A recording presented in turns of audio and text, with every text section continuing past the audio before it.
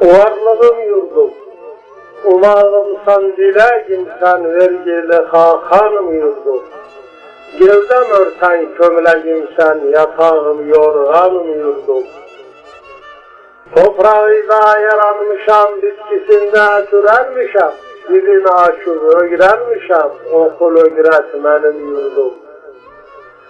Beslenmişem kucağıyla, büyümüşem ocağıyla. Olmuşam bir bucağıyla, sarayıma yuvanım yurdum. Dayağımsan direğim sen, gözlüğümde göreğim sen. İçimdeki yüreğim sen, canım tutan kanım yurdum. Atan ülkesi ocağım, döneceğim konacağım. Kıbrıs'ı yan öteceğim, bağım gülistanım yurdum. Ekin biçin harmanın var, arsa buğda zamanın var. Acellere kervanın var, takıl dolu kanım yurdum.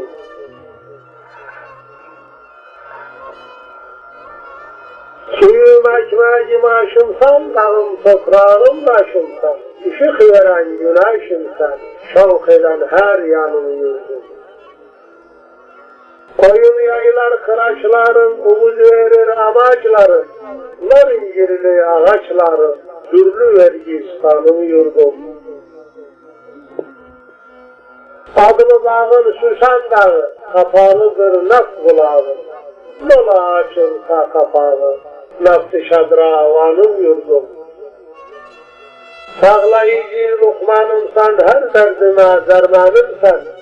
Düşmana ok vuranımsan, atıcı kamanım yurdum. Ölürsem adımı yüzüle, suyunda gevdemi uzula. Toprağıyla beni gizle, yola döne canım yurdum. Felek oğlu düşe daldım, müstakil bahşetse adım. Yurdum sevgisine dondum, işte sevgi sanım yurdum.